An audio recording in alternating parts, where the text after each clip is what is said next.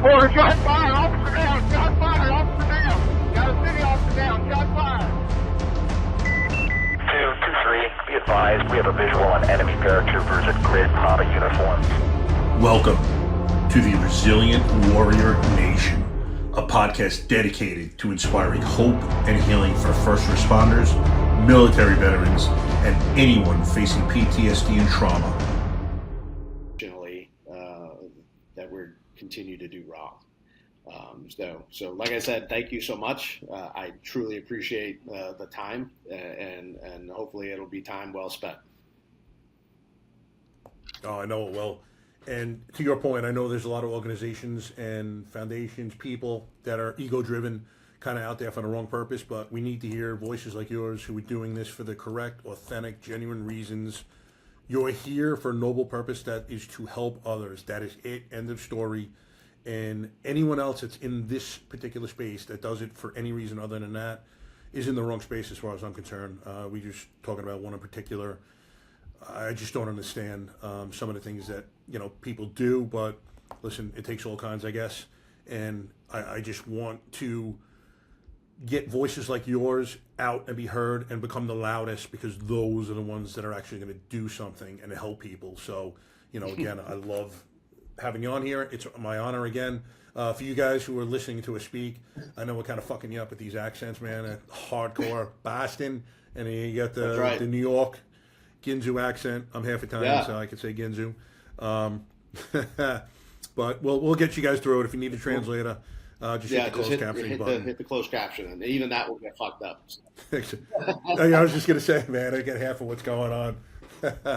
So, Rich, tell us about you as a young kid. Today's episode is brought to you by Cutting Edge Testosterone Therapy, a veteran-owned, family-run clinic led by a retired first responder. At Cutting Edge, they help men and women rebuild strength, focus, and vitality through advanced hormone therapy, peptides, and performance-based weight management. Whether you've served your country, your community, or your family, Cutting Edge helps you get your edge back safely, professionally, and with people who understand what service takes out of you. Cutting Edge offers individualized care with no monthly fees or contracts. Learn more at cuttingedgetestosteronetherapy.com. Cutting Edge Testosterone Therapy, built by those who serve for those who still do. I grew up in a small suburb called Chelsea. Chelsea's about 2.5 square miles. At the time I was growing up, I believe there were 5 housing projects within that 2.5 square miles. I grew up in one of those housing projects. So rough part of town. Yeah. So, what I thought was normal wasn't normal, we kind of talked a little bit about it, but, I came up with teenage parents and, some tough internal things, whether it be addiction or alcoholism within the home. And I think was this both mom and dad? I think mostly dad. There was, mom was just along for the ride. Okay. I think my mom did her best with what she was handed. I truly believe, to this day they remain married. I don't understand how. I don't understand how. Yeah. But in 2014, my dad passed. My condolences. To the impact and addiction and alcoholism had on his life. He was in remission from liver cancer and essentially died of heart failure in 2014. But there was a lot of resentment. There was a lot of anger. There was a lot of things leading up to his poor health, and I'm grateful for the opportunity to actually sit with him while he was in hospice and put a lot of those things to rest. Oh, great. And that resentment stopped, the day he passed. December 5th of 2014. So we were able to start that healing process and really start to put away some of those things. I didn't realize just how much of an impact that addiction had on his life. And, you know, looking at it through the lens that I look at it now, you know, dude was sick. Dude had a lot of stuff going on in his life, and you know, that this was his way of masking it. Right. So, did he make overtures to you towards the end of his life, or you guys just kind of started speaking and like was it actually? Would you guys sit down and talk seriously about what occurred? Yeah. Okay. Oh, absolutely. I think as soon as his first grandson was born, and there was, you know, I hate to use the term ultimatum, but, you know, ultimatum was kind of put on the table. Right. About, you know, his behavior and how that behavior wouldn't be, you know, welcomed, you know, sure, in his grandchildren's life. Yeah. I think, you know, that started the process, but like I said, leading into him passing was one of those things that I think we both recognized that we needed to bury the hatchet and you know, at least have that out in the open. All right. So, but it was one of those upbringings, Mike, that, you know, like I said, normalizing a lot of things that were occurring in the neighborhood and certain activities that were going on in the neighborhood that you just chalk up to, you know, it's just where I grow up. It's just one of those things. Yeah. How many times in our personal lives and career do we normalize things that were not normal? Oh, yeah. You know, like I do it to, you know. 1,000%. And here I am as a kid and a teenager normalizing that behavior. Yep. So you knew. But I found an outlet, Mike. You know, I think like a lot of kids that kind of grow up in you know, low income areas, they find an outlet in sports. And sports was my big outlet. I was you know, an athlete in high school. I played baseball. I was fairly decent. And figured that would be my way out. Somebody along the line didn't tell me that I actually had to go to school to play baseball for a college. So it's minor details getting away sometimes. Yeah, those details get skewed. Yeah. You know? But I played a little semi-pro ball for a couple of years after high school, and, you know, we're hoping and praying that something good was going to happen. Yep. You know, didn't have the greatest relationship with my parents. You know, in those couple of years after high school, was in a pretty tumultuous relationship, but I just traded one for the other. You know what I mean? One felt a little bit more comfortable than the other. Yep. Woke up one morning, Mike, called my dad and said, "Hey, I know we haven't spoken in a while, but I'm going to go join the Navy." And he was like, "You sure?" And I was like, I got to get out of here. So, did you have any dreams of doing that prior to? Or was not a fucking dream. Listen, really? Being a cop and being a service member was the fucking furthest thing that I was thinking.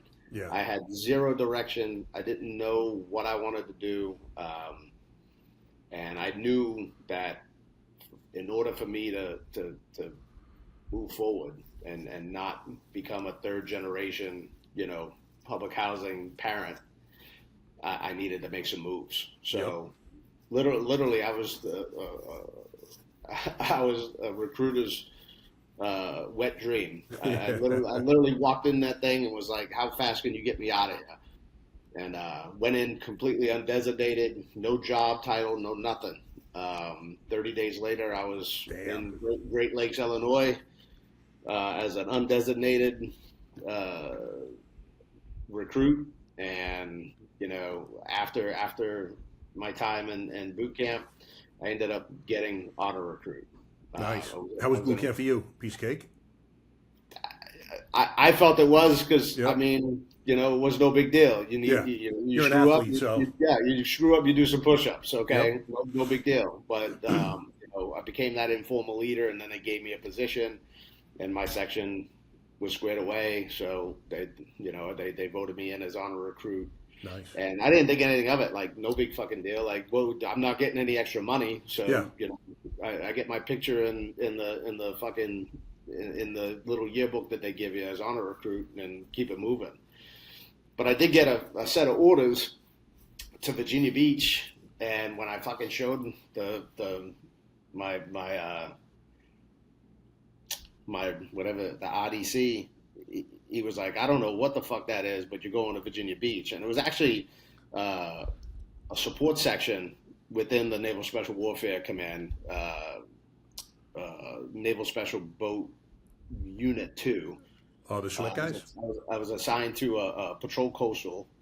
It was a 14-man ship per se. Okay. We did a lot of support stuff for the really cool guys that you've had on your show a couple times. You know, got to do some cool stuff, got to train,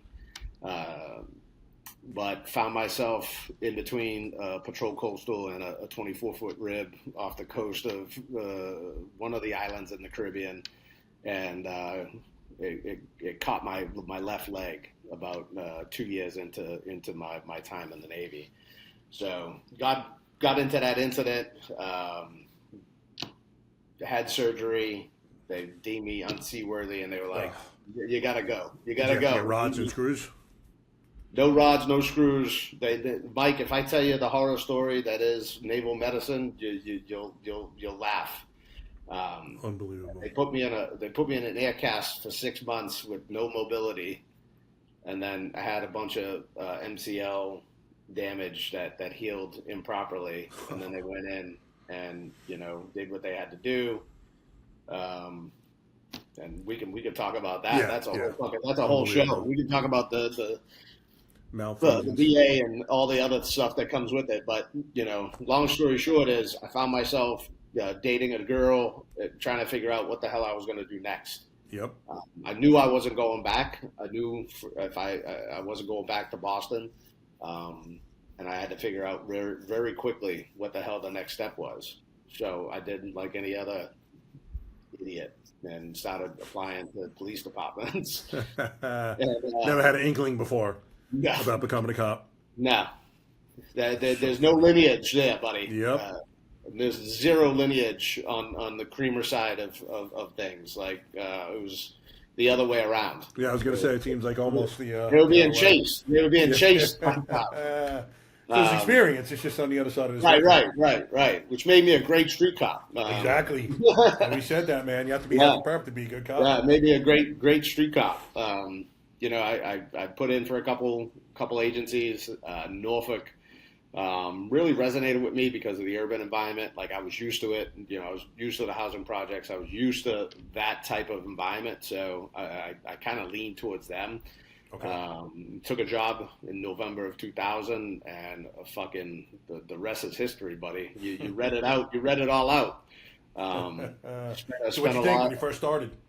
How was it?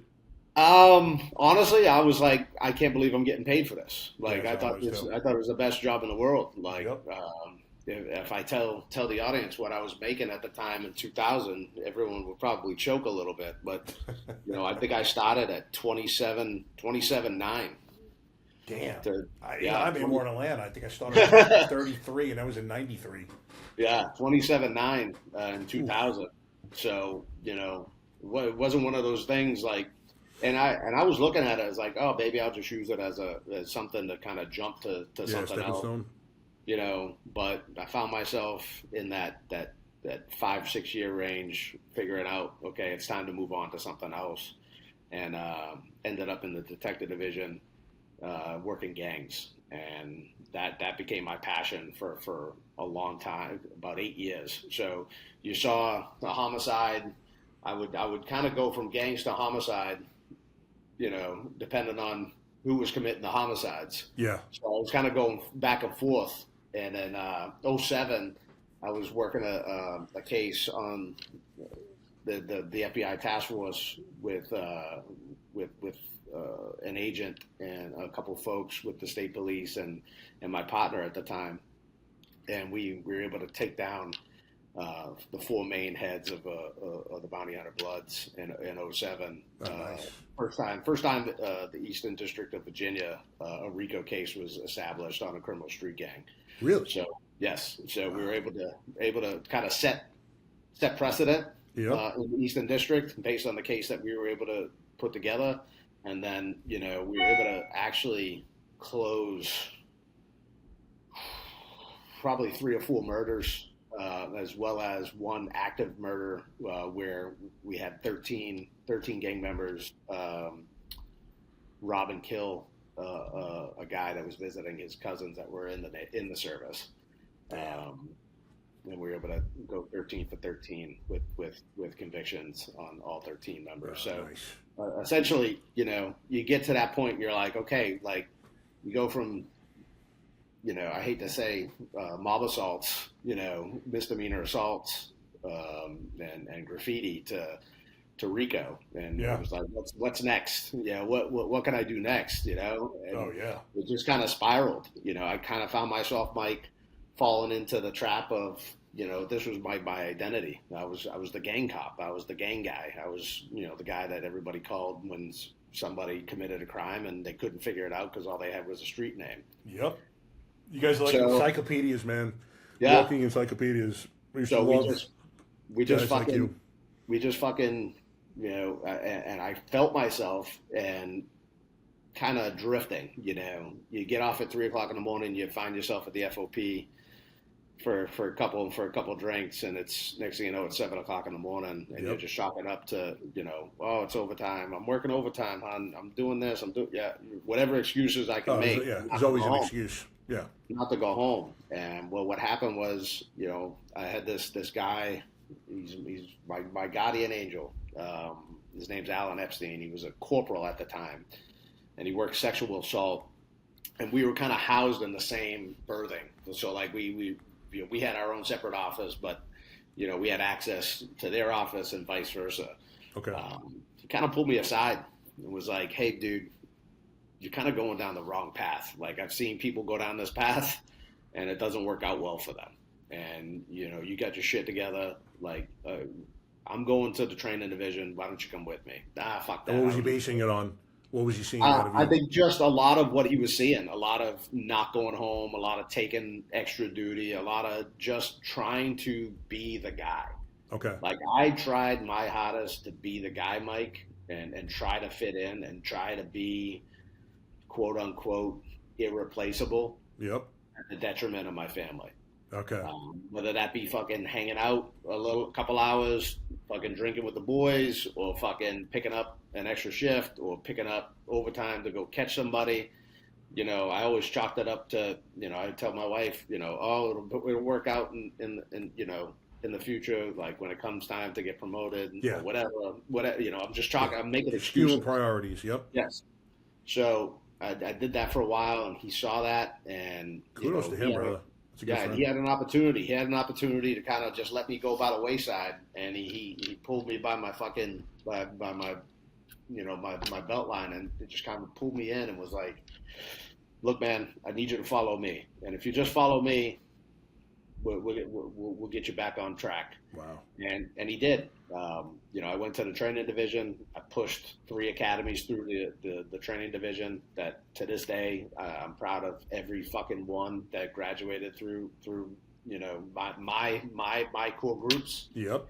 How big were your classes, Rich? They ranged. We would start out at maybe 40, and then maybe graduate 20. 18, whatever. But we would have good size classes, and we would get through DTs or something like that, and folks would move along. Sure.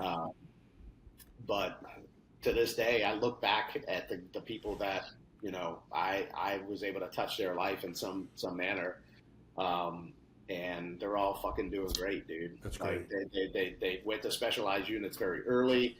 They took that specialty and now they're working in federal, working for a couple federal agencies, and they still maintain contact with me, and they're just great people. And to be able to touch their lives in an informal way, because I wasn't a boss then, like I wasn't even thinking about getting promoted. Yep. I just wanted to do the job. So fast forward, he was going, Alan was going to the criminal intelligence unit, and he was like, "You're coming with me." Nice. So I went with them, and that's pretty much the poop and scoop squad. Like we would do all the stuff that nobody else wanted to do. Uh-huh. We did a lot of outlaw motorcycle stuff. We did some dignitary protection. We dealt with all the rioting and First Amendment stuff. So like, and I got there in 2016. So I think we all know where the nation was as a nation with law enforcement in 2016. Oh yeah. Not one fucking window was broken in the city. Yep. Not one rock was tossed. So I used to meet all the organizers and just kind of set the parameters. Yeah, you want the street, you can have the street, but the minute you do something, someone's going to snatch you out of your shoes, you know. And we had an understanding. We just had an understanding. Like I respected what they were doing. Yep. But you also got to respect the rule of law at the same time. Mutual respect. So it worked out well. I got promoted to corporal. Like I told you, it took me 16 years. Yep. Because I got pushed. You know, this guy was pushing me to be a better version of me. Man, what a friend. And all the while, Mike, you know, I'm seeing all the things, you know, no different than any other cop that's watching this. You know, it's the death of 1,000 paper cuts, like Yep. the cumulative exposure to trauma. You know, you just chalk it up, you go to the next call, you don't think anything of it. But a lot of what my story is I carried the bag from growing up, from the military, and then bleeding into now this fucking the greatest show on earth, right? Yeah. So like I'm bleeding into the greatest show on earth, and you know I get to a point where I can feel the effects. I feel myself kind of, you know, on edge. To your point, Mike, you know, a lot of anger, a lot of, you know, hypervigilance, a lot of just not wanting to be around people, and even the people that were closest to me. You know what I mean? I didn't want to make decisions. I didn't want to do the things a father or a husband wanted to do. Now, if you ask my wife, you know, obviously I wasn't the best to her, but like if she tells you the story about, you know, as a father, like she'll tell you, oh, he was always there. He was, you know, there for games. He was there for birthdays, there for this. And yes, physically, I was present. Yep. But mentally, I was someplace else. Just checked out. Yeah. I was someplace like you couldn't get me to concentrate on anything that was going on. Oh yeah. So yeah. No, that would know it. It present, you know, my presence was felt, but you know, I could have been better. Yep. And you know, we've got. How's the drinking?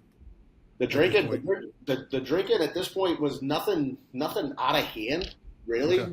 Like I was probably not any different than you, Mike. Like I really cared about my body, so on a physical standpoint. So like the gym was my outlet. Yep. So like I was in my brain, I was like, if I can go to the gym, if I can stay doing what I'm doing, I don't have to deal with that because I'm just working it all out. Like I'm just, and sweat equity is going to just kind of clear my head, and it did. It cleared my head for work. Yeah. It cleared my head to a point. Yeah. But it wasn't taking care of the things that I needed to take care of. No, like I wasn't trauma out of your psyche.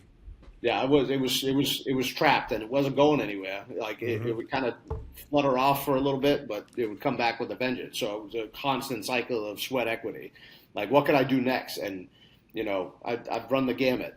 I did the fucking the powerlifting. I did the fucking bodybuilding. I've done CrossFit. Like all the things, all the hard things, like just to kind of get the fucking things to stop in my head. And focus on something else. You don't have to think about that shit. Right. So it would stop periodically, and then we'd go right back to what I was doing. Yep. So for me, drinking wasn't like, obviously because I grew up in a home where I saw the effects of it. So it didn't have a hold of me. Okay. Like I could literally put it down and not touch it for years. All right, good. And be fine. Did you have siblings, Rich? Yeah, I got a younger brother and a younger sister. And how did they do with the any substance abuse in their lives? Abuse, no. I think they were more open to experiment than I was, for sure. You know, I'm the oldest, right? So I kind of set the precedent, and you know, I got the brunt of a lot of it.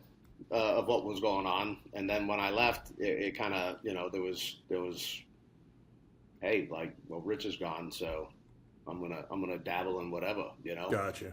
But no, they're both doing great. You know, it's weird. Like my brother still lives up there. My mom and him live together, and my sister lives on Long Island. So she Oh yeah. also she Whereabouts? also what is it? Patchogue. Ah, all right. Yeah, because I was Yep. Suffolk cop, so Yep. that's in Suffolk County.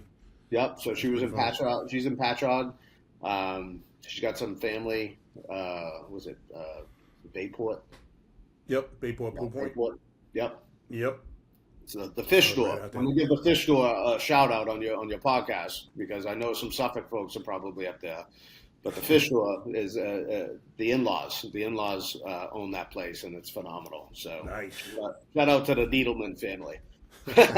Yo yo. So, yeah. So you know, it didn't grab a hold. To go back to your question with the drinking, All right, good. but I think that Alan kind of grabbing me when he did had a huge impact on that. It could have went sideways very Right. quickly. Potential was there. Yeah, the potential Yep. was definitely there. But to my point, like I was one of these guys. Like I carried my fucking lunch. I had the big fucking gallon of water. I was always in the gym. I was always doing something. You know what I Yeah. mean? And then, I make sergeant. I all through my career, like the point where I was in the detective division, I was getting my degree and stuff. So I was working on that, and then finally I was able to get that when I was in the training division, my bachelor's. And I told my wife, I'll never fucking do this again. I'm never going to school. There's a reason why I didn't go to school after high school. I'm never doing this again. And she was like, oh, okay, yeah, no problem. So I graduated. I literally graduated. Shit, I'm gonna fucking put it in perspective here. My dad died December 5th of 2014. I graduated a year later with my bachelor's degree. Right. And then literally told my wife I wasn't going any further, and found myself in a master's course at Liberty, and almost a month later. A month. Yeah, He's a man of his I word. waited a whole month. I waited a whole month, Exactly. but got my That's master's. I wanted to learn sociology because I wanted to learn about why people are the way they are, and that was a little bit of self-educating why the fuck I was the way I was. Did you get I answers? thought I could educate myself into healing. Yeah. Doesn't work that way, and unfortunately. found myself in that master's degree, really taking a hard look at my life and figuring some things out.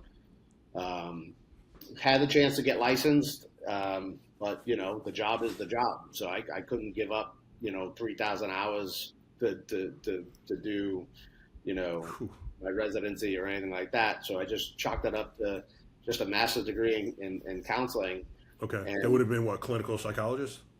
no, it would have been like a LPC or a LCSW or something like that, licensed clinical social worker or licensed professional counselor or clinician. So like I didn't go that route, but I had the master's.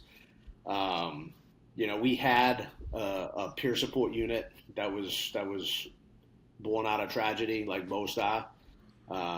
It was built after a line of duty death of Brian Jones, who was killed, and his assailant was killed shortly thereafter. So we basically had a line of duty and an officer involved shooting all in the same night. Wow. So we had to figure out stuff very quickly. And after that, the peer team, CISM team was developed and policy was written, and a guy named Chris Scallon was literally the nuts and bolts behind all of it. He also had a master's degree in psychology. Like he really wanted to do all the things, and was literally met with a lot of stonewalling. Yep. Which was unfortunate. He is not unlike you or I, very, very, very loud, very, very unafraid. And it was met with pushback. So he left. He left the agency. He retired early, left the agency, and he's also an advocate in multiple spaces, multiple different organizations that are fantastic out here. But I found myself literally being given the keys to the plane on the way out because I had this master's degree and I had been a peer since like 2016. So it was no big deal. Right. So I took it and I was like, fuck, like I want to do some things, but I know, Chris handed me the keys and was like, good luck. This fucking place is going to fold like a lawn chair. Like, it ain't going to last. So I took that as a challenge, like anything else, Mike, and was like, hold my beer, and I, got a relationship going with the IACP, and they had partnered with the University of Penn and the Positive Psychology Center, and the Norfolk Police Department was the pilot site for their resilience course, specifically built for law enforcement. I helped them with that course. I helped them, with some of the verbiage and finalizing it, and was, brought it to the agency, and it was met with a lot of folded arms and a lot of bullshit. Really? I'm not hugging anybody. I'm not doing any of this bullshit. And after the third day, the last day, we had people hugging in the aisles and people fucking getting upset and good upset, not bad upset, but like actually seeing and hearing and being able to put a label with what they were experiencing. It was most people don't know. They're not aware. I think most people, that came up to me afterwards were like, hey, we needed this 20 years ago. Yep. You know what I mean? So we were able to integrate it into in-service. We were able to integrate it into the academy, which was a huge thing. Nice. We got a 3-day course that still, it'll be 4 years in July, will be retired, and it's still in place. 3 days, a lot of big block that they're giving you, 24 hours of instruction. People don't realize who are listening to this, but that's a big block of instruction. That's a big block of instruction for an academy, and at least and to make space for it. So they made space, and it's still intact to this day. So I was like, okay, let's check off that box. We're a little bit proactive with the language and stuff like that. How else can I kind of figure out what the guys want, like what the guys and girls want? Yeah. What I want and what the chief wants and what they want could be 3 different things. Oh, yeah. So I did an internal survey, Mike, which usually I met with like 10% fucking participation. 10%. Yeah. But for some reason, Mike, I think I had established myself as somebody authentic and was doing it for the right reasons. I got like a 40% return. Wow. And got to kind of see what the struggles were and where they wanted the wellness initiative to kind of go. And I didn't do anything. Mike, I didn't do anything special. I literally took that data and created programs surrounded by what the folks wanted. And I think what happens in this space is people go to these fucking conferences and they try to stick a fucking square peg in a round hole when they get back to their agency. And I just met my people where they were at. And I think that most people don't do that. They're going to tell you what we're going to do next. I'm going to force this on you. You know what I mean? And that's one of the big reasons I think that those programs are still in place 4 years later. And what would they ask you for from you, Rich? What did they want? They wanted a functional fitness space. Our fitness spaces were old Bally's Total Fitness throwbacks. You know what I mean? We had a lot of borrowed and stolen shit. And we had a lot of our agency was very young. They wanted the functional fitness space. They wanted another way of staying in shape other than the traditional bro lifting. You know what I mean? Yeah, absolutely. So that was one of the things. The other thing was the dogs. They wanted to see if we could integrate dogs into the programming. That's great. I actually volunteer for a place called Big Dog Ranch and Rescue here in Loxahatchee. It's the biggest cage-free, no-kill facility in the world. U.S. And they have a PTSD program, so they take shelter dogs, train them up to become PTSD certified, then give them free of charge to first responders and vets. So I love that program. I love working with these guys. So how did you guys implement that, and what do your program consist of? Yeah, so there was a place like Hampton Roads is a huge military town. So like home of the biggest naval base in the world. It's just very much caters to this community. Yep. And I found a place called Mutts with a Mission. And Mutts with a Mission was really geared on service dogs for vets. Really didn't talk too much about what was going on in the public safety world. Got a meeting with Brooke Corson, who's the executive director, and just wanted to sit down and say, hey, how can we do something? And she was like, well, we can put a facility dog within your agency. And I was learning what the difference between what a service dog and a facility dog and how they're the same but different, and the same training and the accreditation process, and there's a whole bunch of shit that's out here, Mike. Yeah. That doesn't align with the federal law, and that doesn't align with an accrediting body, and that's what makes it bad for everybody. Is everybody goes to Amazon, throws a fucking vest on their animal, and all of a sudden they're a therapy dog. I just think that with that and a lot of the accreditation and a lot of the training that goes into these dogs, I was like, okay, so what's that look like? And she was like, look, we can integrate it into your peer support unit, and those dogs would have access to pretty much anywhere you want to go based on the law. And I was like, let's do it. So we were able to get my buddy John Hines, his dog Lily, and she was the first integrated, and they came to me and said, hey, we have a puppy. We have an 8-week-old puppy. You can name him, he's yours, but you have to train him 500 hours to get him to the point where he's going to be a facility dog. But you can train him at the police station. And I was like, okay, but I would go to the compound at Mutts with a Mission and do the training, and then obviously reinforce the training back with the police department. So what, you're going to the facility with the dog, and I'm assuming there's a trainer there that's training you to train the dog. Yep. And then, so once you're done with your session for the day, how often are you guys training? Is this in every day? Oh, we're doing a couple days a week. Like I said, it lasted almost 2 years. 2 years worth of training, but he was already like doing the things with folks as they were coming into the office. Nice. And I will tell you, at about 1, and I asked Brooke about this, the big thing with Brooke was we don't want them sleeping with you. And that broke my wife's heart. She's a big dog person. But after 1, he started to find his way into my bed. You know what I mean? Yeah. Stop them. So and this is because they're working dogs? So yes. You kind of delineate between the working and delineate the responsibility. But sooner or later, he found his way in my bed, and started interrupting those night terrors. Really?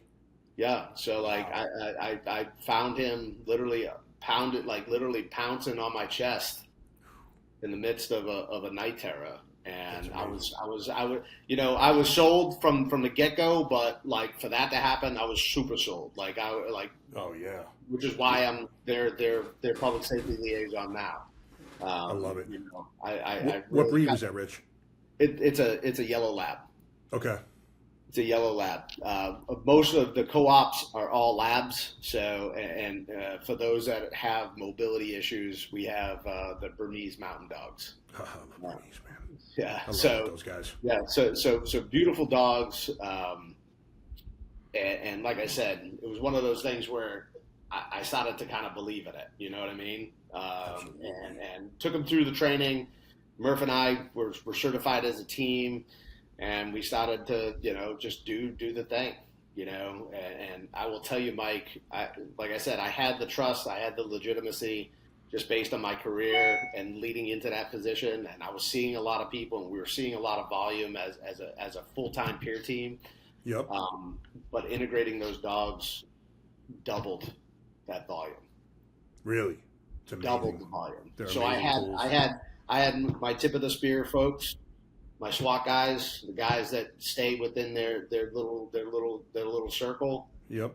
I had those guys go from, talking shit like most cops do in the hallway. Oh, yeah.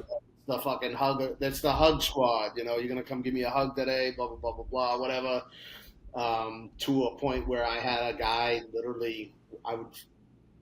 So we were in the training division, Mike, and you had a long hallway and 2 double doors, and I left it open unless I was in there with somebody because I wanted it to be not a big secret. Yep. Like, hey, you need to come in here to decompress, drop your fucking gun belt, fucking hang out, talk shit, come do it. Right. But I used to see this SWAT guy literally pacing. Every other day, he would come through the training division, and he would just pace by my door. And then when we brought the dogs in, he would stop and say, "Hey, are we allowed to kind of mess with the dogs?" And I was like, "Yeah, anytime." And he's like, "All right, I'll be back tomorrow." And finally, he crossed that threshold, Mike. And once he crossed that threshold, that dude let loose about a decade's worth of trauma. Damn. It's amazing. Yeah, Because he was just looking for a gate, man, to go. He was looking for something. Yep. And it was weird because I would ask an open-ended question, and he would talk to the dog. He wouldn't look at me. Oh, really?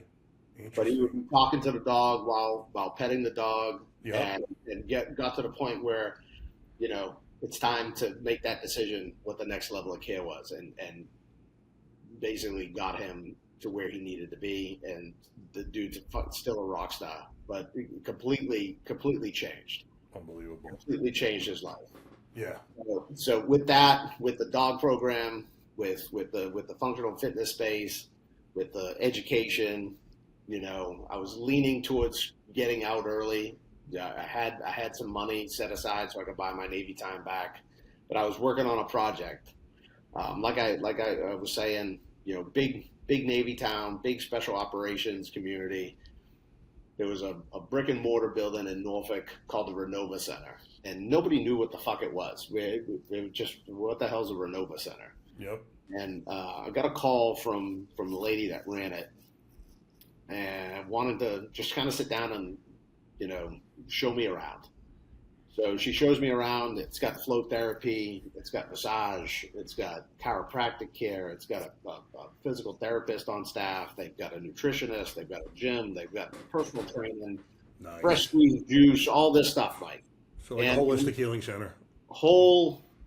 Yes. And I Yep. was like, so the Good Idea Fairy decided to make a visit. And I said, well, what would something like this go for 800 cops? Like, can we put a price on it? And they built me a program and gave me a price. And I took it to the chief at the time.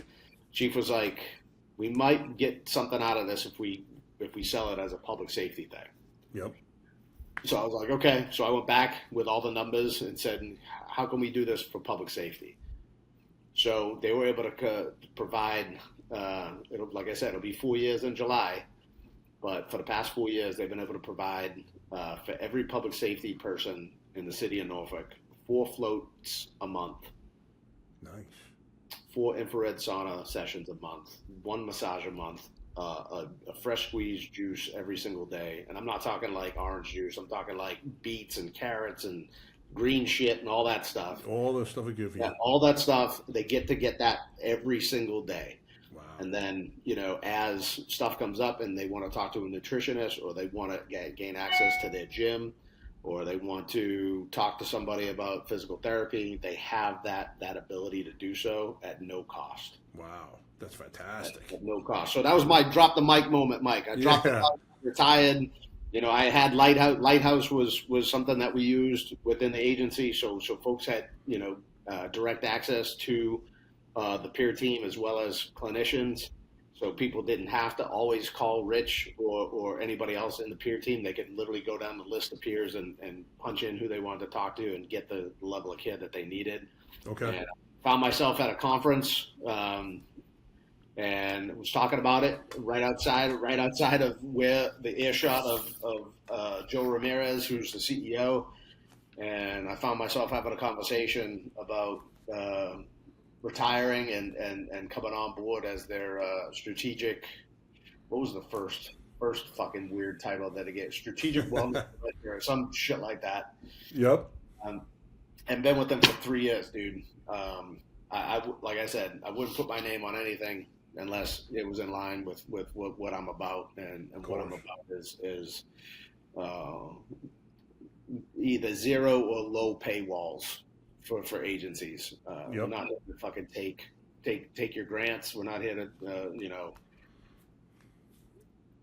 sell you on a one and only solution, because at the end of the day, it's a tool. Just like everything else that I just kind of spoke about, what we were able to do in Norfolk, those are all just tools. Some people use them, some people use other things. We just want to be able to provide them with the tools that they need in the event that they need help. So, been working for them. Got tied in with Survive First and Trauma Behind the Badge. Blue Cancer Connect. I completely fucking went past that story, Mike, because I didn't know where you wanted to go with it.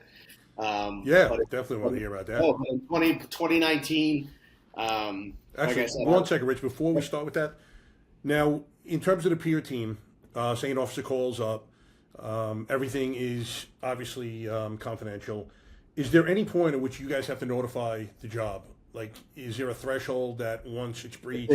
If a crime's been committed, okay. If they're a threat to themselves or somebody else. Okay. So you're essentially same thing as it's like HIPAA laws essentially as well. Okay.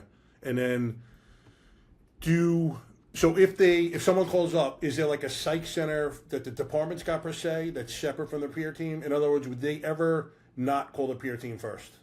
No. Okay. In some cases, they would go direct with a clinician that they're already working with. But we had a clinical director as an oversight of the peer team. So that was our in case of emergency break glass person. She was amazing. She continues to do an excellent job for that city as well as some of the surrounding cities. That was the person. If we needed to go that route, we would go that route. Okay. We did have a psychiatric center that we had an understanding with. If we had somebody literally in an acute crisis, we would be able to take them through the back channels, so they didn't have to come through the front and deal with them with dignity. Okay. Not one of these things where we just kind of show up at a psych center and we're just in there with the masses. Right. We had an agreement lined up with them. So it would be dependent on the level of where they were as an individual. So everything kind of came to where it was. Especially when it came to treatment. Substance abuse was another. I was just going to ask you that. Like, if they come to you, peer team wise, no notification to the. All right. So you just get them into. They're telling you they're pretty much asking for help. Yeah, FMLA paperwork was on the desk and no questions were asked. Okay. Now, I'd be a liar to tell you, Mike, that we could lead them to water, but they wouldn't accept it. And then 9 times out of 10, we would get a phone call saying, "Hey, so and so's been MIA for 3 days, and the lieutenant or the captain's on their way over to their house." Now, if I could intercept them, then I would intercept them. Yeah. But, a lot of the time it was a command referred process and getting them the help that they need, but also making the command understand what addiction is and what it looks like. And, we can't continue down this, one strike and you're out, because we're going to lose a lot of people. Yeah. So giving them the ability to reintegrate into the job, maybe not right off the bat, but an administrative position to kind of get them to where they felt that they could continue in the job, was something that I would advocate for every time we would get somebody going to treatment and then coming back. It wasn't just hey, go for your fifth of duty, you're going back on the street. Where we've slowly integrated them back into the fold. Yeah, just the way it should be done. All right, great. Love everything I'm hearing so far. All right, so back to the back in 2019. So, like I said, I was the guy lifting, doing all the things, eating right, minimal drinking. And I was about, let's see, maybe 8 months into the job as the peer coordinator. Okay. Unfortunately, had buried one, two, at least three cops. Just weird circumstances. I had one cop that, got sepsis and died. Like the weirdest thing. And then I had another one of my recruits actually. One of my recruits from one of my classes went on to FLETC and was in FLETC. He was going to Border Patrol and was killed in a I don't know if it was a robbery or just a melee out at one of these places, and was killed. And then I had another one that lost his battle with cancer. So it then trial by fire, literally when I got the job. Yep, sounds like it. And we had a major incident in Virginia Beach where we had an active shooter incident. It was May 31st, if I recall, of 2019, where 13 people were killed. And a couple of our former Norfolk guys were involved in the incident and taking the suspect out. So did what any peer coordinator would do, lended my time and my team's time to those debriefs. Prior to those debriefs, I was experiencing some, I guess, symptoms, but I chalked them up to stress. Okay. I was symptoms of PTSD? No. Symptoms of like just physical symptoms. Like I would eat something, Mike, and it would just fucking go right through me. And I do what most dudes do: we'll complain to our wives so that you feel like shit and you don't know what's going on. Exactly. And she was like, "I'm tired of you fucking complaining about it. I made you an appointment." Good girl. I go to the appointment. They do an ultrasound on my abdomen. And I chalk it, like I said, dude, I was chalking it up to stress. I didn't think anything. Go through those 3 days of debriefs, literally like the emotional toll of what the hell I was hearing for 3 days was wearing on me. We usually do a debrief of the peers after. We were getting ready to do that, and I got a phone call from my doctor who told me that I had renal cell carcinoma, which is kidney cancer. So I was diagnosed with kidney cancer in 2019, Mike. Probably the most devastating news that I had ever gotten. Oh, I can imagine. And now I had to tell my family and what that looked like. The cool thing is, I got some fucking incredible kids, and I got an incredible wife, and my wife and I had our cry before the kids got home, and I want to say. I'm trying to do the math in my head. If I was good at math, I would have been a firefighter. Trying to do the math in my head. So we're 6 years ago? Yep. So my oldest son, Ronan, was 16 at the time, and my youngest, Brody, was 13. 10 and 7. So my youngest son came home. He took it pretty hard, which then obviously had a huge impact on me. Of course. But my oldest son literally looked me in the face and was like, "I don't know what you're crying about. You're going to beat it." And Mike, nice. Those words to this day still stay with me. They everybody has a resilience person, right? In their life they can look to, and usually it's somebody older.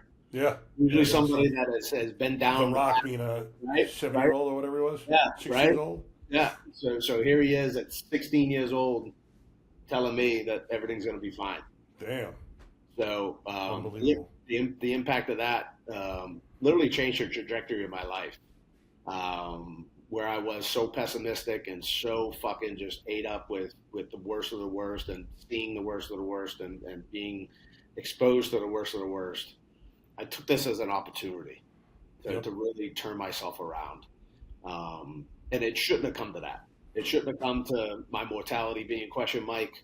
But I don't question. I don't question why. I just know that this was the turning point. Yeah. And it happened when it was supposed to happen, Rich. Right. So I use that as my turning point to really focus on me and really focus on the things that that I was struggling with, being able to take the mask off and really fucking be okay with the person staring at themselves in the mirror. And I'll be a liar that I don't put that mask on from time to time, Mike. Yep. But that mask has found its way slowly in a corner in a room that I don't go in anymore. That's amazing. So yes, it took cancer to fucking finally wake me up, but it woke me up. Yeah. Some And people what I never did- get that wake Yeah. up call, Rich. Yeah, and nobody wants that call. No. Nobody that's 42 years old wants that call.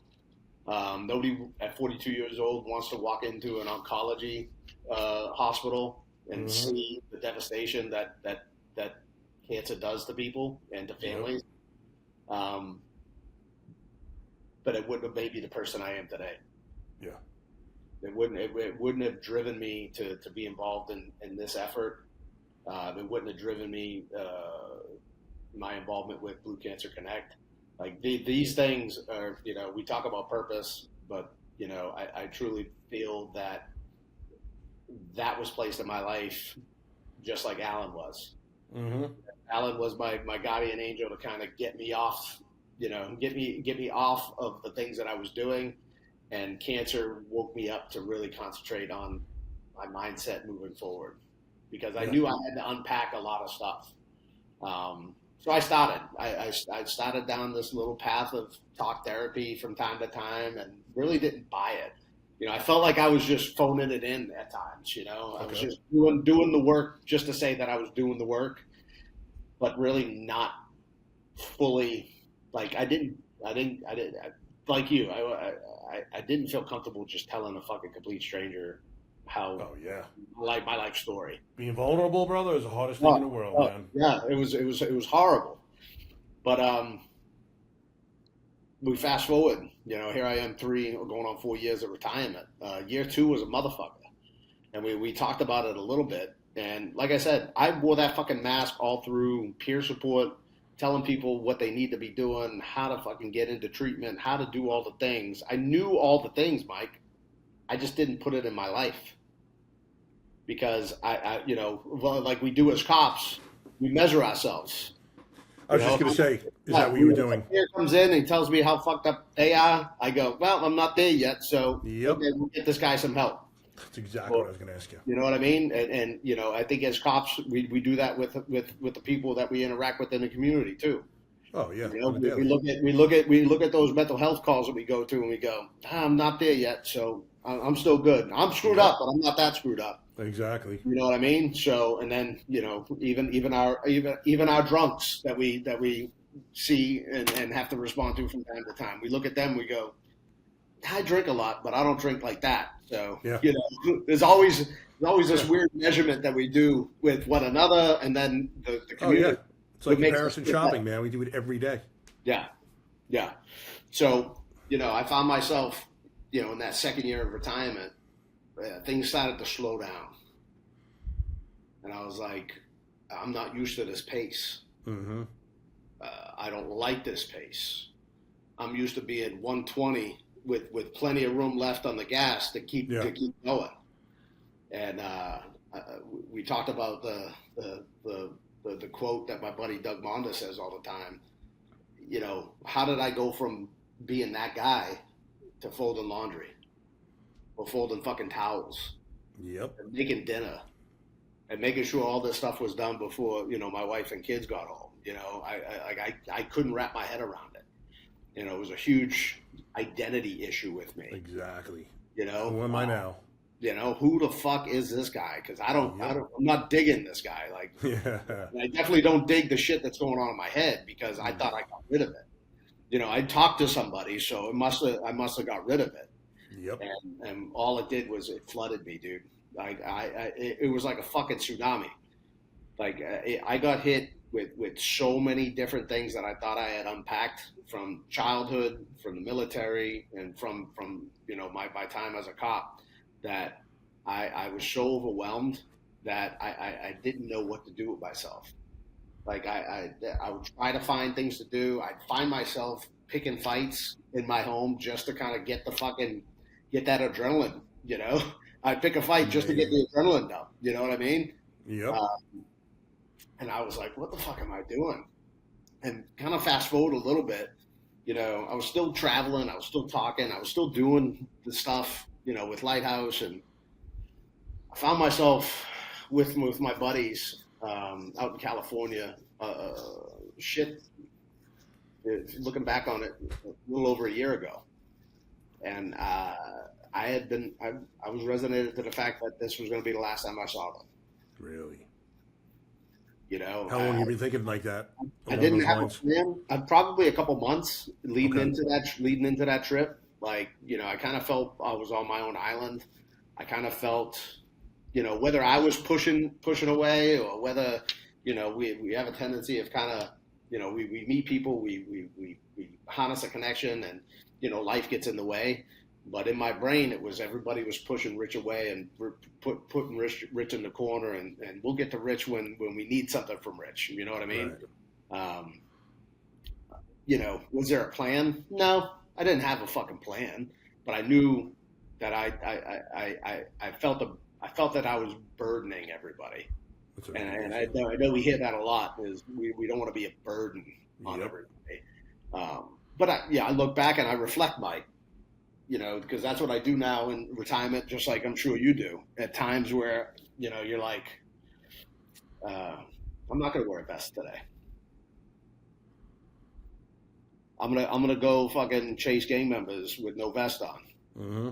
I'm gonna go fucking walk the fucking gnarliest fucking streets of Norfolk with no vest on.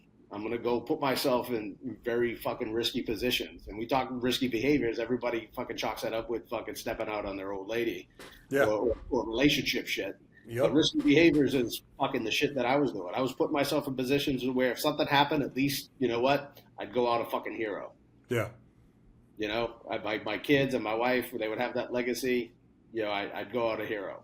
Dumbest fucking thing I've ever done in my life, Mike. But that's, in reflecting, these thoughts had been in my fucking brain from a very early time in my fucking policing career. And I Really. got, and the latest fucking, podcast episode talks complacency. And I was the most complacent motherfucker walking the streets of Norfolk, both from a tactical standpoint and from a fucking mental standpoint. I was literally checked out, but still able to do the fucking job at a high level. Yeah.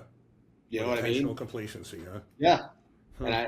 And I found myself, in reflecting and finding, and going through my thought process was, my whole fucking police career was just a hope that somebody would end it.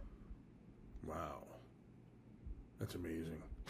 It's funny because when you're saying that, I'm thinking back now with different situations I was in, and I always wanted to, I don't know, push myself out. I always wanted to see like what I was capable of. So tactically, I would get into. I remember like getting out multiple times. Dope boys, 5 or 6 guys getting out, and I was hoping that we'd all go, and I Yeah. wanted to see if I could handle multiple Yeah. dudes like that. And in fact, it's the dumbest fucking thing, but I wonder if you're back in my subconsciously, man, it was something like that Yeah. you're kind of doing, and I was doing the same thing, and Yeah. literally, But it's how the first many time other I'm ever cops are thinking doing it? about that. To be honest with you, Yeah. How many other cops are out there doing that right now, though? You know what I I mean? know. So I mean, like I said, dumb. But it took. Now it's taken a whole career, and literally spiraling to start reflecting on some of these things and actually working with somebody on a weekly basis and doing the work, actually doing the fucking work now, Mike, Yep. has opened my eyes up to a lot of the fucking behaviors that I was doing. That was literally just I was trying to fulfill a prophecy.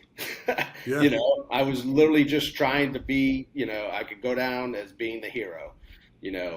Chelsea kid, turned cop, gunned down. However, just because of the stupidity that it was of interacting with those folks, in a position where I just didn't care. Honestly, I just didn't care. Yeah. As crazy as that sounds, I mean, I think if you asked any cop that is working right now, they've had that thought in their head. They've had that thought. Yeah, in it their makes sense. So easy to do. and going into this past year, it's been a regrowth. It's been a rejuvenating experience to actually embrace this person. So was there something that happened when you were out in California with your friends that kind of flipped the switch on you? Or shortly thereafter? It was my birthday. It was literally my birthday. And there's a photo, Mike, that I'll share with you, of when we come off of this, that, I've got this huge fucking smile on my face. Huge, and I'm the guy, like, I don't smile in anything. Uh-huh. I don't smile. I got a rest of his face too. You know what I mean? I got Yep. I got the IBF, and I'm an asshole from a mile away. So I had this huge grin on my face, like huge, and I think I was at peace. You know what I mean? At that moment, I was like, yeah, I'm going to go back and I'm going to figure something out. And I came back, and I don't know if I just got busy. I don't know if, I had some stuff going on with my kids, but I had a kid in college, I had a kid graduating high school. Like, I was like, this ain't me. Like, what am I doing? Like, yeah. I've got to figure out what the fucking next step is. I know what it is. I've been telling fucking people for fucking 4 years. Yep. Yeah. I know what it is. How can I finally cross, literally step out of my own fucking shit and wipe myself off and keep moving forward? And it was, unfortunately, it wasn't an ultimatum. It was pretty much, you need to get some fucking help. Period. End of story. And your wife knew nothing about what was going on. Oh, no. At the time. No. No one knew. Nobody knew. All right. Nobody fucking knew. Like I said, I was a great fucking, like, the mask, man. Like, yeah. Everything was fine. Everything was fine. But I found myself, had that tough talk with my wife, and found myself trying to figure out how is this going to happen? Rich fucking knows every fucking clinician in Hampton Roads on a personal level. I can't go talk to them. So I reached out to the VA. And the VA just went back into surgery. Yeah, so I went. No, it didn't. So I went to the VA and told, gave what I was dealing with to the first clinician, who basically told me to stop and pointed me in the direction of a second clinician. The second clinician told me to stop and pointed me in the direction of a third. And this went on till the sixth clinician. What? So I went through 6 different clinicians, Mike, and finally, after that 6th assessment, or whatever you want to call it, they opened up to another clinician that was EMDR certified. Okay. But that wait was 9 months. Holy shit. 12 sessions. I would only get 12 sessions with that person for 9 months, and I had to wait 9 more months. So I became super frustrated with the process. Of course. So I called the Headstrong Project. Okay. That was my Hail Mary. And I will fucking pump the Headstrong Project for everything that they're worth. I reached out to them and told them what I was experiencing, and I got a phone call within an hour. Nice. And I spoke with somebody, and I was able to pick somebody close by my house that I didn't know, that had a trauma background, had a background with military and first responders, that I had no idea who this person was. And luckily, in making that call, I've been on this path for the past 8-9 months now. And to what we spoke about earlier, there's some TBI issues. How did they occur, Rich? Honestly, bro, I couldn't tell you. Like, really, God knows, you've been in my fair share of fights or whatever you want to call it. But I've whacked my head on shit when I was in the military. But 19, 20 years old, that's just part of the game. You know what I mean? Oh yeah. But it didn't even happen that many times, right? Yeah. So I don't even know. I honestly, I don't know. I don't know how far it goes back. Right. I was a DT instructor for the academy. So God knows how many blows to the head that I've gotten there. You know what I mean? Yeah. Who knows? All I know is that, you know, I had to go through a full assessment with the Home Base Foundation out of Boston. The Boston Red Sox Foundation completely funds this program. Okay. Had an assessment, had a couple assessments done, and was selected, and will be going in February for my 2-day experience, and then following that up to a 2-week experience at no cost. They're Nice. picking up all of what's entailed in that. And it all came back down to, you know, I look back on my life, Mike, and my life's been made up of tough talks with myself, Okay. and decisions and decision making that never came easy.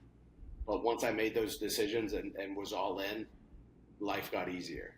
You know, I made the decision to go into the service. I did what the fuck I had to do. You know, had an awesome fucking time up until I got out, hurt, got out, and then, you know, have a full 20-something year career where decisions were made, and some were good, some were bad. You know, cancer happened. You know, retirement has happened. You know, decisions not be here anymore happened, and finally the fucking decision to become vulnerable and, like your shirt says, unafraid of what the fuck anybody thinks about what the fuck I'm going through. Yep. You know, I've gotten to that point, Mike, where I just don't give a fuck anymore. Yeah. You know, Why do we care to begin with? Because I think we come from places where we're looking for validation, whether it be our home life or the military or with our folks in law enforcement. We're constantly seeking validation.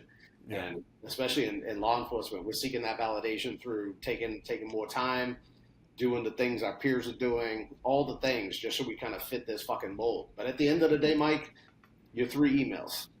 That's all you are to an organization. The first email, welcome to the fucking police department. This is where you start the academy, right? Yep. Second email is congrats on your fucking normal service retirement. Make sure your fucking equipment's turned in. Yeah. And, have a good life. And if anybody's still around that even knew who you were, the third email will come out talking about your services for your funeral. Yeah. And what I tell everybody is what you do between 1 and 2 is going to be the basis of that third email. Yep. If you're not taking care of your shit at home, it doesn't fucking matter. At the end of the day, it does not fucking. You could have been the best homicide detective, the best fucking gang guy, the best fucking street cop walking. Your family doesn't give a fuck. Oh yeah. Your Nor does family- anyone else. As soon as that badge gets turned in. Yeah. And that was the probably the hottest pill to swallow. Is at the end of the day, those 3 people that I live with on a daily basis are the only ones that really give a fuck. Yeah. And looking back and reflecting and trying to make up for, you know, the things that, you know, that I've done, I'm met with grace. And that's something that I could never say that either one of those things I was ever met with. Yeah. So it's been We a have to great give it to journey. ourselves. I wouldn't change it for the world, Mike. Because now I'm able to express to a lot of people that are in opposition and currently doing the job that it doesn't matter when. Doesn't matter when. Just take that first fucking step. Yep. I promise you, what's on the other end of that is way better than the one that you're fucking sitting in right now. Hell yeah. And you're not alone. I can promise you that. Rich is going to promise you that. Yeah, isn't that the funniest thing, Rich? Like, we all think we're alone as we're going through this shit. Yeah. Meanwhile, the guy next to you is going through the same stuff. The girl next to you is going. You walk in in a squad room, man, before roll call, and if you would to be able to do this, just have like a blind study of people admitting to having these thoughts and going through it. It would be 100%, if not very close to that, of people saying, "Yeah, I'm going through the same shit." It's amazing. We think we're alone, and then isolate as a result, and do all these other things that we do.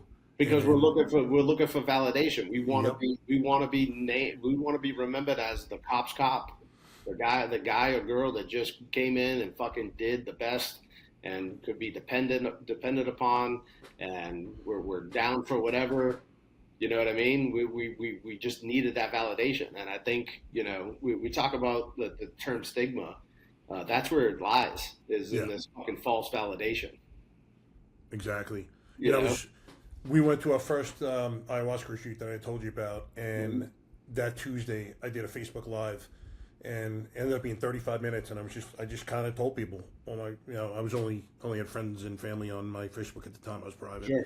And just went through my journey and told them what I was feeling, and I cried. And I walked back in the house and I told my wife, I'm like, man, I just cried. I'm like, I cannot believe I was able to cry, number one.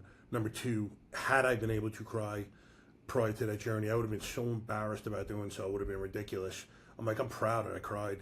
And then the next day, phone rings 4 times. 3 by former co-workers and buddies who were or just had been going through it, one of which had a gun in his mouth in a not too distant past, which the guy that this happened to blew me away in a million years. Never would have thought it, familiar ring.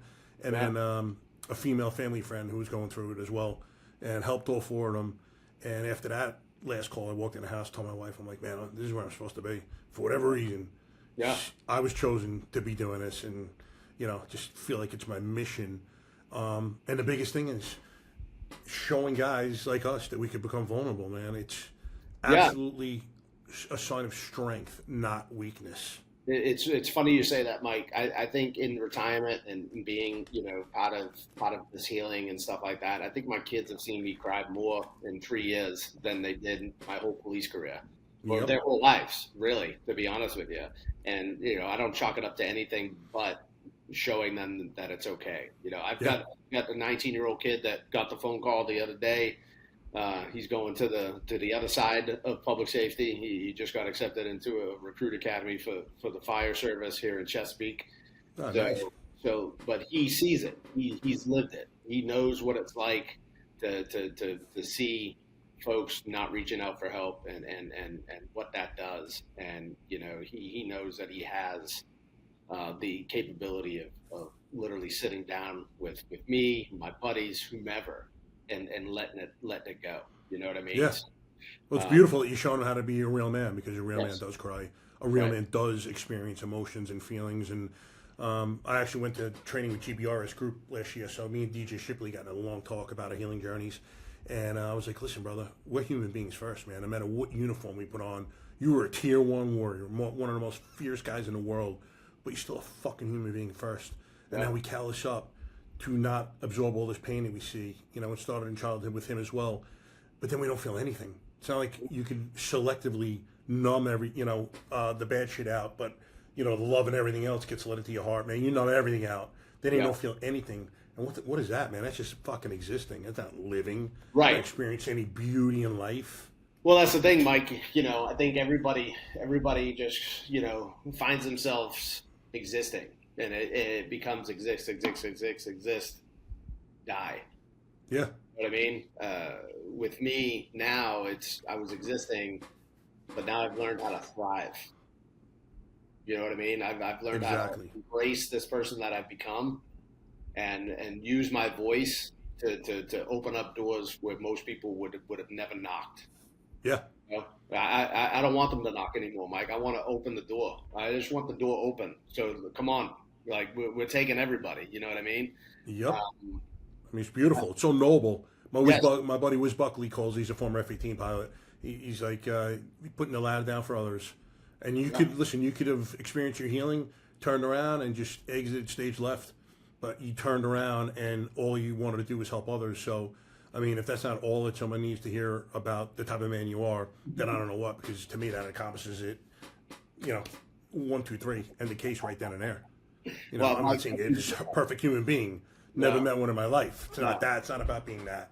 It's about helping others. And, to me there's beauty in that.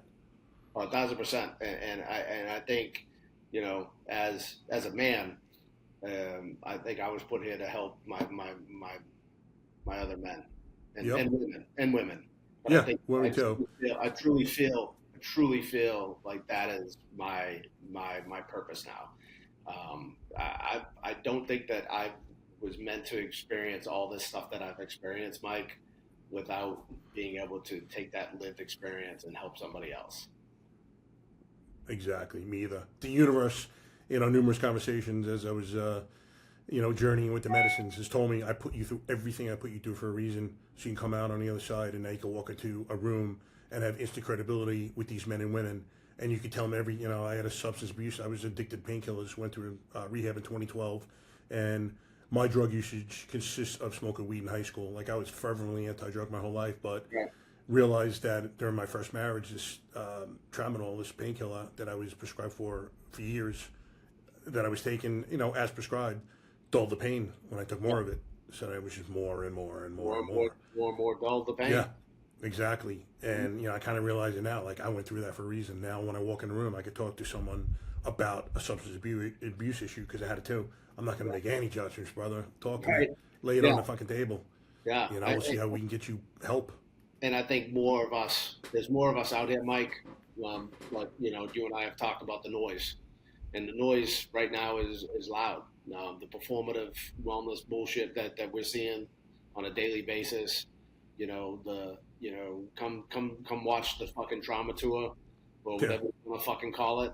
That was great fucking 10 years ago, fucking 5 years ago, when people needed to see that little bit of vulnerability and talk about it. But at the end of the day, we're not leaving folks with any fucking tangible items to take away with. And that's a failure. That's a failure with the wellness culture that's been created over the past, 6, 7, 8 years. And we've kind of fallen into this trap of, how can I fucking make a buck off the fucking pain off of my brothers and sisters? And, it just makes guys like us have to work that much harder. Yeah, I agree. And in that vein, I want to get your opinion on something that I kind of came up with myself, and then I want to ask what your advice is. Sure. So I was talking to someone one day about lack of communication between spouses in our careers and the fact that we don't want to bring it home. We don't want to bring it home. So we shut down and we don't tell anyone anything, which is horrible for a relationship, just horrible for yourself. So my thing is create a process where you come home and at the end of your tour, you walk in the house, that first half hour or whatever time period you guys agree upon is my time. I decompress, just relax. Dad just, chills. And then after that, all right, I'm yours, guys. Now, if it was a particular hard day, you come home and you tell your spouse, maybe it was a bad one. So that night is yours. You can chill in the man cave, do whatever. You're kind of on your own. Everyone's going to kind of leave you alone. Daddy had a bad day at work. But by the next tour, you have to sit down and tell your wife or your spouse what you just went through. Now, you can paint it in broad strokes. You don't have to tell specifics if it's, something heinous. Like to tell them the Disney version. Yeah, give them the Disney version. But now they have a context in which to put your behavior, because now it's not just, oh, Mike's an asshole. No, Mike is dealing with blah, blah, blah, blah, blah. Yeah. Rich just went through blah, blah, blah, which explains why he's doing this. So let me get your opinion on that process, and then let me get your opinion on what tips you tell young guys or girls who are just starting these careers to kind of keep that healthy mental state. Yeah, so I think what you're talking about with the decompression, it can happen in that 30 minutes at home. It can happen 30 minutes on the road back to home. It could 15 minutes in the driveway. The lie that we were told in the academy is that we can just shut it the fuck off, right? There's an on-off switch.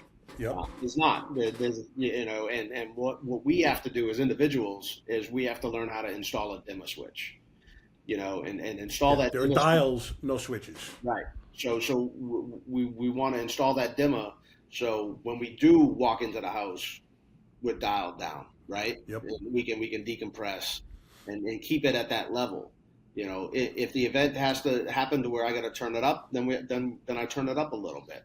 But having the conversation or Disney version or, broad stroking, hey, listen, I had a rough one. This is, these are some of the things that I was exposed to. I just need some time to me. And I would even probably take it a step further, Mike. Like I would even say, hey, if you see like me not being able to snap out of this, I need you to tell me. I need you to tell me good point. If I'm just coming home, sitting in my chair, grabbing the remote, grabbing a fucking beverage, and just vegging out. And disconnecting. every day, I need you to call me out on it. Yeah. I need you to say something, because it's no different than when we see the behavior going on at work and we fucking sit in the corner and we fucking point it out to everybody else except for the person that's dealing with it. All we're doing is enabling it, right? So if our spouses don't know, then essentially they're enabling this behavior, and they just chalk it up as Mike or Rich is an asshole and the fucking job sucks and whatever else that they can fucking throw at you. They don't know. So until they're educated on it, they're going to continue to enable it. Yeah. They're going to continue to go, well, the job. The job has really changed him, whatever it is. And it's like, now as the cop or firefighter or fucking dispatcher, I can go, well, chalk it up to the job. My wife knows what's going on, or my spouse knows what's going on. They know it's the job that's fucked me up. And that's really not the case. So, like, you really gotta get the family educated early. I think that we don't do a good job. We want to tend to fucking delineate, hey, this is work, this is fucking home, and there has to be some understanding in the middle that they're going to kind of collide. How you get them to collide is on you. Yeah. If you get them to collide early to where they're educated and they kind of know what to expect, and they know, hey, your spouse is going to come home and they're going to isolate and they're going to do this and they're going to do this. Some of the normal reactions to abnormal situations, then we can have a conversation. Hey, what happened at work today? Hey, what's going on? Instead of just, my spouse said it's the job, so I'm just going to use that as my excuse for my fucking poor behavior. Yeah, exactly. And same thing when you're on the job, We all know the guys. We've all done it. I'd be a liar if I didn't say that I didn't do it. We see the guy that's fucking struggling, or see the guy that comes to work at a fucking .10 at fucking 6:30 in the morning, and we fucking know, and we fucking get with our boys and we talk shit, and then something bad happens, and we all fucking come together again and we go, we knew that was going to happen. Yeah, some brotherhood. Yeah, instead of fucking going to have that conversation, right? Yep. So, twofold. I think at home the conversation needs to start early. The ability to build that dimmer switch in, however that is, whether it's breathing in the driveway, decompressing on the way home, taking that shower and washing all that shit off you, and then kind of engaging with your family. These are things that we need to start integrating into those relationships. Yeah, and that would be the first bit of advice that I would give these young folks that are taking on this job now. Integrate your family early, integrate them often. Yep. They're the first ones that see the behavioral change. They're the first ones that should be reaching out to your peer team. Yeah, and they're the victims of our behavior. Yes. When we're coming home with these shitty attitudes. Yeah. So if we educate them and we give them the ability to reach out to folks within our agency that have built trust and legitimacy with programs, and I know I'll probably get a bunch of shit from saying this, but they're the first ones that see the behavior. If we don't equip them with the ability to reach out to somebody that can get us the help, then fucking shame on us. That's the truth. It's the truth. Shame on us. Yeah. So 100%. For my young folks, and I think Mike, I really don't have to say much about the young folks that are doing this, because I think most young folks are going, I don't like the person I'm becoming. I need some help. And depending on how the agency works, they'll go, well, we really don't have any programs in place. Have you talked to the EAP? Have you done this? And they'll go, well, that agency over there has this going on. They have these programs, and they have this, and they have this, and they have this. They're not like me and you. They're not loyal to the organization anymore. They'll go to where they're valued. And until the administrations kind of see what that actually is, yep, we're going to continue this spiral. We're going to continue this wellness effort that is going to continue to be this. We're going to go round and round in circles, because we, and I say we, organizations, they invest in what they value. Yeah. Oh yeah. 100%. They invest in what they value, and what they're missing is their biggest investment are the people that are fucking in the seats every single day. Exactly. That's what cracks me up sometimes. I'm like, we are the biggest, or they now, are the biggest investments you guys can make. Why would you not invest a little bit more to keep that asset, because that's what it is, Yeah. healthy, Yeah. you know, both mentally and physically. Because Are you seeing these young... I'll tell you this: Yeah. a healthier version of Rich and a healthier version of Mike interacting with the community Yep. is a whole lot different than an unhealthy Mike or an unhealthy Rich. Oh, hell yeah. Complaints, lawsuits, everything. All of I mean, it runs a gamut. Yeah. Are you seeing these younger people? We wear it like fucking chest candy. Yeah. We wear those things Exactly. like, how many IAs you got? How many fucking this? How many investigations you under? How many lawsuits did you get? Nah, you're not a fucking. How many marriages you been through? Yeah. We wear it like a fucking award. You know, we wear it like, oh, it's a ribbon. You know, same thing. You know, you talk about some of the things that you know we deal with. You know, whether it be PTS or anxiety, depression. There's some people that wear it. You know, here it is. This is my diagnosis. I can't do anything, and that's the biggest load of shit. Oh yeah. You gotta stop working on. You gotta stop working on a better version of you. Yeah. Am I saying that stuff's going to go away forever? No, but there's ways of managing it. There's ways of reframing. There's ways of getting to be self-regulated. There are things in place. Don't be such a fucking so caught up in being this fucking tough guy that you end up losing your family. You end up losing your fucking job, and ultimately you end up losing your fucking life.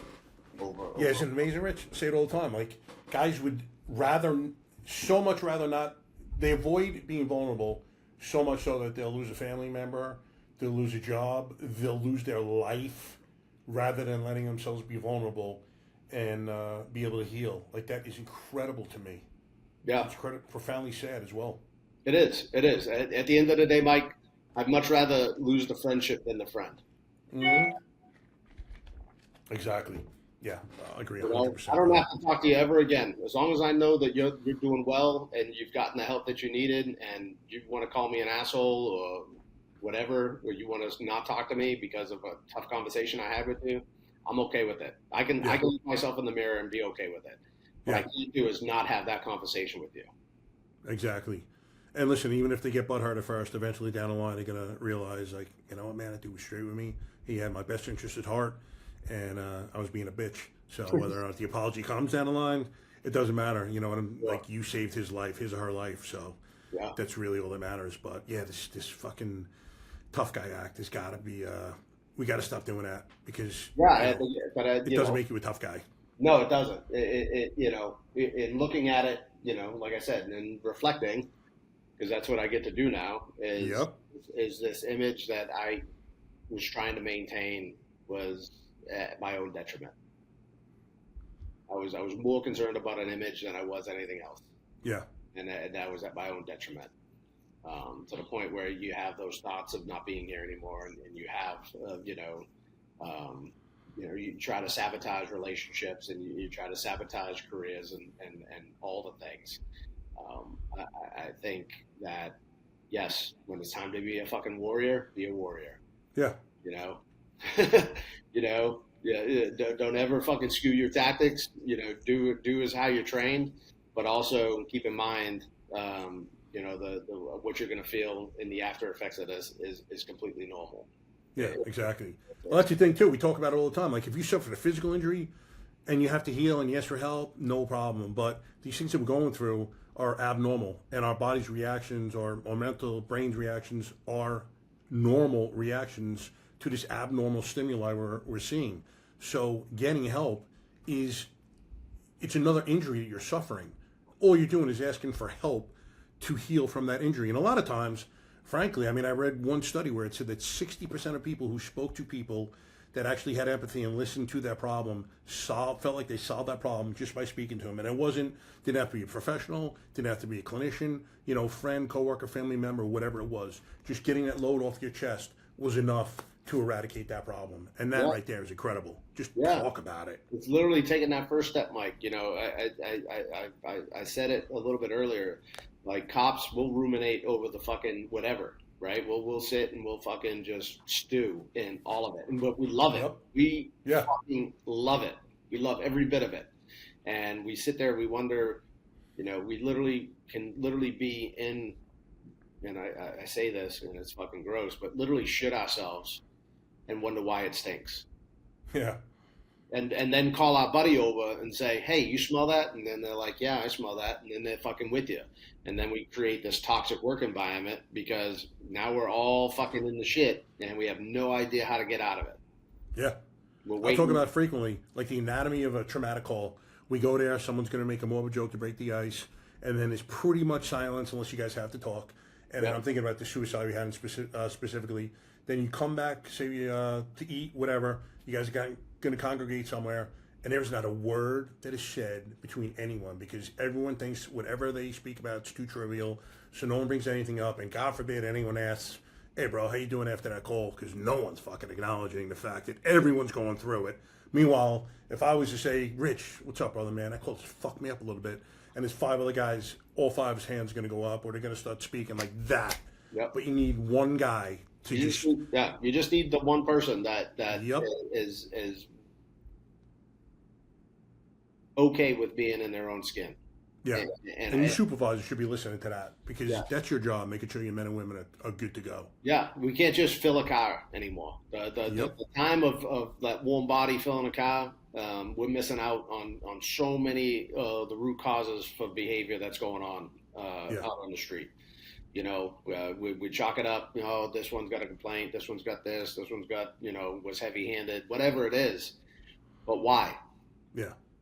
Why were they like that? And most agencies are kind of in the fucking Stone Age still, where we'll discipline you until you either quit or we make life so uncomfortable for you that you don't want to be here.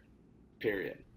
Exactly. And instead, we hear the term that's being used now, and I say that loosely, but trauma informed leadership. And it's not special. It's nothing. It's fucking literally, as a boss, as somebody that is in a leadership position, if you aren't dealing with your own shit, there's no way you can help anybody else. And if you're constantly dealing with your own shit and, you think that maybe asking why may give you that little bit of weakness as a boss, shame on you. Yeah. Like the big thing in leadership is mentorship, and I think we're losing that. I think most people are becoming bosses to become managers and just filling seats and filling cars. Yep. You know what I mean? And making sure that the mission is still moving forward. Yeah. I'm going to tell you, the fucking calls for service that somebody will answer them. Oh yeah. Exactly. Somebody will answer them. But until we're ready to have those conversations with us, with the people that work for us, it kind of forces bosses to take a hard look in the mirror and go, yeah, I got to work on some things for myself. In order for me to empathize with somebody that's going through it, I should probably work on me too. Yeah. So we can put all the trauma-informed leadership classes on and all that stuff. Like, just be a fucking better person. That's it. Mm-hmm. At the end of the day, be a better person. You see the signs. Fucking people calling out. Fucking people showing up late. People fucking doing shit that they're not used to fucking doing. Just watch them talk to the public at large when they're on their calls. I mean, listen, it's easy to surmise that someone's going through something if you're actually paying attention. Yep. And you just got to pay attention. Yep. And care. And half of them don't give a shit. Like, not even care fully. Like, give me a half-ass care. And, exactly. And I guarantee you that that'll go a long way too. You know what I mean? Yep. But you want to be a leader, show some leadership. Go against the grain. Mm-hmm. Go against the status quo from time to time. Yeah. Is that going to, may not look good for the next promotion? Who gives a fuck? You might have saved somebody's life. I'll tell you one thing: if that's the way you act towards your personnel, those men and women will run through walls for you. 1,000%. Yeah, I mean that loyalty will come back 100-fold, And that's a funny thing about bosses. If you try to flex on them and lead out of fear, they are going to try to screw you. They'll certainly not help you, but they will try to do everything up to and including screwing you as bad as they can. 1,000%. If you treat them with respect, they will do anything, and most times 10 times more of what you ask, and they will have your back. I mean, that's how it was my whole career. Yeah. I had a boss that I respected. You asked me for 3, here's 5. You asked me 5, here's 10. Got it. I couldn't stand. I still remember one day, guys, and I used to lead the squad tickets. Marks, can you write me some today? I'm like, yeah, no problem, Sarge. I'm like, I have however many I had it. He's like, yeah, I just need a few more for the lieutenant. No problem. And then the day, how much you get? I'm like, man, I didn't see anything out there today. Like, fuck you, bro. You know what I mean? There's no way I'm writing shit for you. Right. So just, bosses, take that to heart. But I guarantee that's the way most guys and girls think about their bosses. So. Well, 1,000%. I think that, if you take it and you actually invest in your people, the return is so much greater. Yep. More than you ever asked for. So much greater. All right, Rich, it's been unbelievable talking to you, brother. I appreciate everything. The knowledge is just overflowing, man. So I wish you the best in everything. Tell men and women if they'd like to get in touch with you how to do so, please. All the links will be in the bio. Yeah, so just created a website for the Responder Reset podcast. So it's responderreset.com. That's where you can kind of catch pretty much when all the episodes are going to be uploaded and new ones. It also has a contact email, so folks can get in touch with me. You can also get in touch with me at rich.creamer@lighthousehw.org, and I'll make sure to share that with Mike. Like it doesn't have to be for anything. If you're just looking for somebody that has lived it, and you feel like you're going through it and you don't have another person to reach out to, please reach out to me. I've been blessed with the ability to kind of reach out throughout this country and get people the help that they need, whether it be in their hometown or 5,000 miles away, wherever it's going to be. So able to network throughout the past decade with a lot of great people and a lot of great organizations. So if I could be of any assistance to anybody, please reach out. Mike, it's been a pleasure. I could probably talk to you for another 4 hours. Oh, no doubt, brother. And I think that these guys are probably over the fucking back-to-back accents. So, as we kind of go along in our podcast careers, we will cross paths again, I am sure. No doubt. Would love Hopefully to we'll be speaking together. Would love to come back. Would love to talk about some of the things that are going on. Yeah, we'll definitely have to have you back. Literally, it's 100%. It's been a fucking pleasure, my friend. And let's keep the conversation moving. Yeah, absolutely. Mine as well. As you guys seen here, Rich is a huge resource. So if you need him, you're going through something acute, hit him up. If you work for an organization, you think it'd be an asset to speak at your organization, obviously, as you see in here, he will definitely be that. Reach out, hit him up. Anything you guys need, this man is here to help. That is it. So if you need it, please reach out. You can always hit me up as well. You guys know the deal. Resilient Warrior 5778 on Insta and Resilient Warrior Nation podcast, obviously, since you're watching it.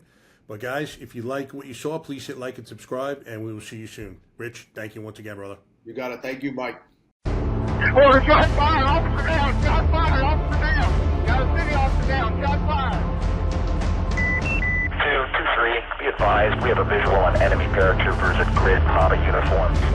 Welcome to the Resilient Warrior Nation, a podcast dedicated to inspiring hope and healing for first responders, military veterans, and anyone facing PTSD and trauma.